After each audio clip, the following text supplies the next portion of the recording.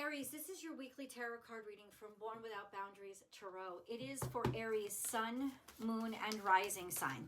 There's always an extended reading, and I hope that you guys will join me for that. Oh, you guys are irritated. I hope you guys will join me for that. Those links are below. You'll see them in the description box. I'll pin it to the top. To the comment, I'll pin it to the top of the comment section as well. Aries videos come out every single Wednesday at 9 a.m. So be sure to subscribe to the channel and ring that notification bell so that you know when I upload your favorite content. I also have a second YouTube channel called Astrology Motivation, which I'll attach the link above. I do live daily intuitive readings over there. So if you want to join me for those, please go subscribe over there. The astrology this week is, I mean, I'd be surprised if you aren't feeling it already. You are feeling it already. Pop-off-ish, pissed off, irritated, getting into a lot of confrontations, especially with things that are supposed to work. Shit that's actually supposed to be functional, but for some reason is extremely dysfunctional, but for some reason won't frickin' change. Like, you're probably pointing out all kinds of things that need to be fixed or reworked or gotten rid of.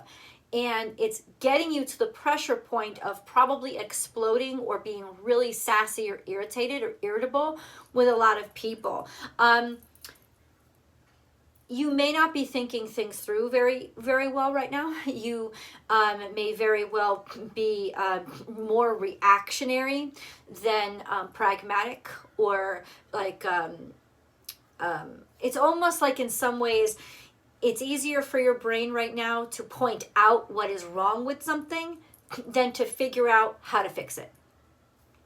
And to be productive, the focus should be on how do we fix the problem? There's a problem. Forget who to blame, you know, but it could even be like a lot of people are blaming you. Why am I saying this? Because Mars is in Taurus and it is now conjunct with Uranus and the North Node. And that is square to Saturn and square to Mercury. So there's a huge square and directly opposite that North Node. So there's this huge square in the sky right now that is irritable as and Europe and Mars is a part of it. So there's no way that you're not feeling that, depending on where all of this is happening in your personal natal chart. I don't know, but I guarantee this level of frustration, and you have probably caught yourself at least a couple times this week already flying off the handle at somebody, or this close, having to walk out the fucking room to not like punch somebody in the nose, or at least tell them to go fuck themselves. You know, it's kind of like that. There's a lot of buildup. You may be having a lot of challenges or getting questioned a lot when it comes to authority figures, or because of that square to Mercury, like not knowing why the computer just busted, or this platform isn't working, the system went down, why isn't this program compatible with this browser? With Uranus square to Mercury, those things could be happening like crazy. And ultimately, with Mars being where it is, it's almost like you're in the hot seat of the change. You're at the pressure point of the change. And so if you've been hearing, well, why hasn't this been done? To the point of you almost blowing your top, I would not be shocked. Or if you find yourself saying it, I would not be shocked. I think that is absolutely kind of what sums up the astrology that you're dealing with this week. And then we have, for the cards, time for a beginner mind. But it's not, is it? It's in reverse. So somebody's stuck. And there's a sense of feeling stuck and having your vulnerable underbelly exposed. So it's almost like you feel in a lot of ways, I don't have any control over the shit that's going on either side of me right now. And you know what? You're right. And so the only way to get back control is to relinquish control completely. And say, all right, you know what? This ain't about me. Grounding is going to help a lot. Getting into your breath this week for you guys is essential.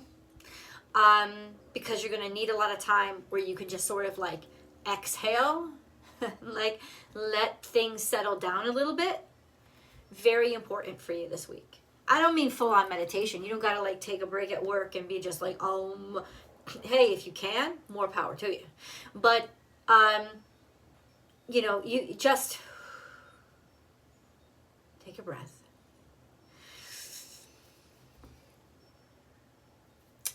Let's talk about it. Like, you're going to really want to take more time than you think it should, which is going to irritate you in and of itself, but you need it. You need it.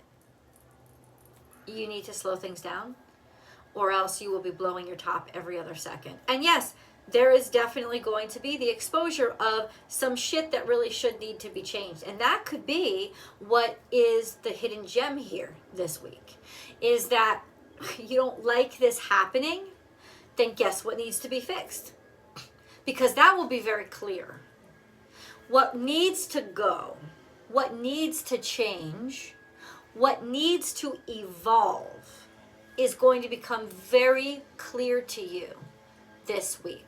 What does that mean? Those places in your life where you feel the most irritation are going to tell you, are going to be telltale signs that it's those areas that need to change, that something's got to give. And you can start implementing this change right now. The entire change, the entire evolution, like the chick don't crack out of the egg in 0.000 seconds, okay? Takes time. The butterfly doesn't split through the cocoon and start flying. It takes time. But you will start. You will start because now you will know what to get started. Based on what is so irritating, you're about to throw it against the wall and break it. Or hang up on them. Or totally do away with the relationship or the connection between the two of you. If you want to throw it out this week, Aries, you know what's got to go, or what's got to be seriously fixed. Nothing is wasted. And that's the treasure in the trash heap.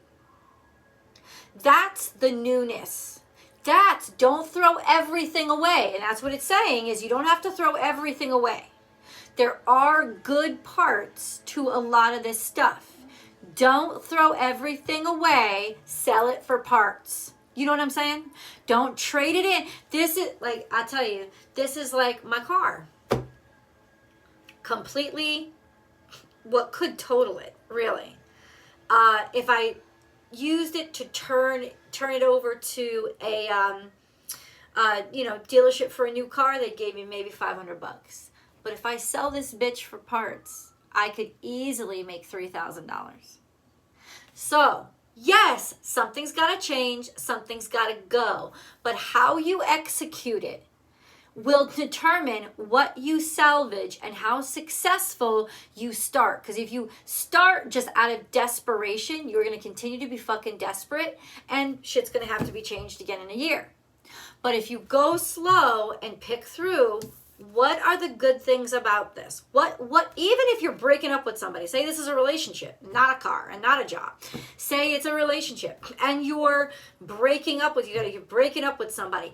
You will still be able to piecemeal through the wreckage of the relationship and say, but I did like this. That always made me happy. And then you will know that you definitely need that in your coming relationship. That I never will need to see again. Okay, definitely. But what I'm saying is this week, what's going to become very clear to you are your non-negotiables. Are those aspects of your life that you cannot and should never in any way, shape, or form compromise. Not for any reason, for any purpose at all. Never. That will become very clear to you. And with that clarity, you'll be able to move forward in the direction that you will be able to always ensure your happiness goes with you instead of feeling drained. I wouldn't be surprised if you feel a little drained right now. Reclaim your power. And there you go. Reclaiming all the energy that was once yours. Refueling yourself and filling yourself back up. I also think this is that primal aspect of you that's going to be emerging a lot this week. Like, almost like, because that's what happens, man. That's what happens when you run on empty. That's what happens, is you have to be able to move forward at all, you have to tap back into that primal. And that's going to go back online. You actually don't want to go beast, because that's when you wake up and realize, like, how did all this, you don't even know where you are.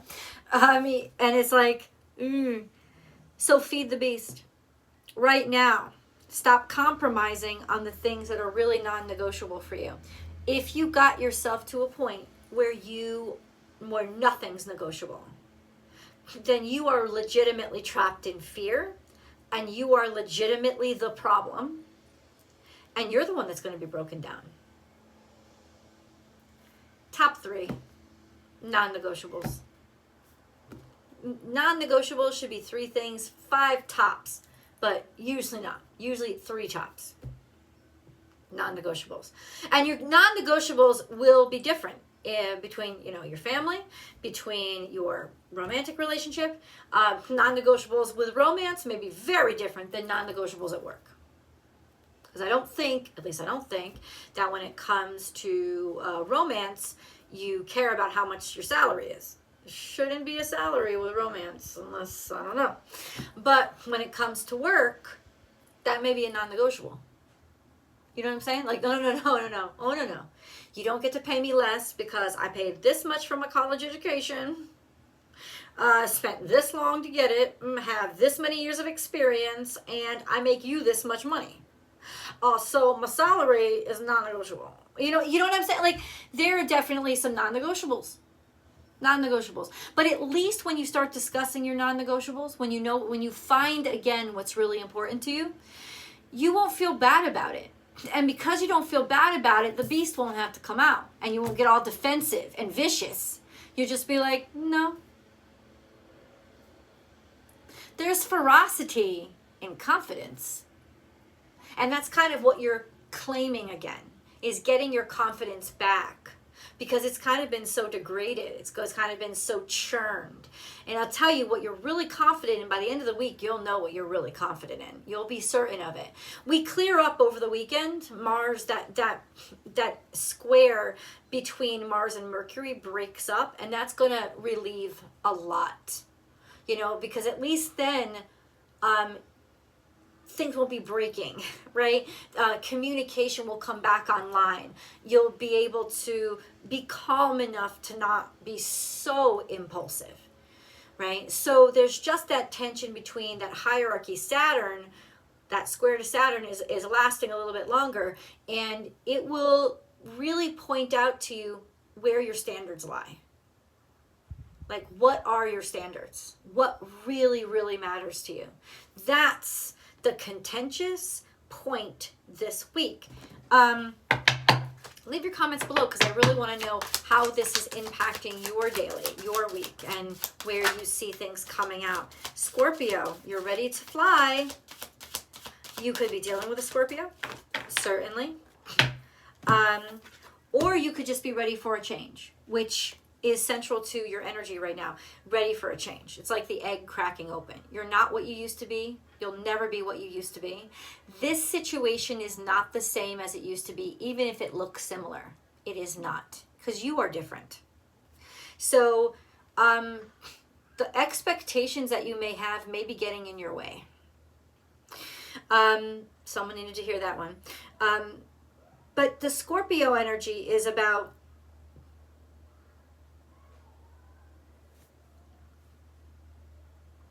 an actual ending. It's not just about leveling up. I think I said this in one of the readings yesterday. It's not just about leveling up. Because think about a video game. When Mario levels up, he's still Mario. He just knows more. He has more skill sets. He's ready to be at a higher level in the same game. This is, you ain't even Mario anymore. This isn't the same game. It's changed. Because that game completely fucking ended. That's what Scorpionic energy is. It's not just leveling up. It is really being something completely different. The butterfly is not the caterpillar. They're shaped differently, they look different, they move different, they eat different things. They're fucking different. Okay? Shit has actually changed.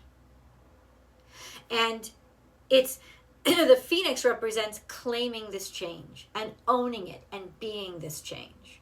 So that's kind of where you're cracking by the end of this week. So if you're getting out of a bad relationship, you're no more of them. You're not going to be getting back into another one that's similar. Lesson learned. It's over. It's done. I actually want something completely different. This is actually the actual end. Oh, yeah. Oh, yeah. Aries. Aries. Aries. Let's see how this new moon is going to affect you. Aries. Holy shit. Because you got the key card, which is new moon in Leo, which is what's happening on the day that this reading comes out. But you also have don't let pride get in your way, which is full moon in Leo, which won't happen for another 6 months.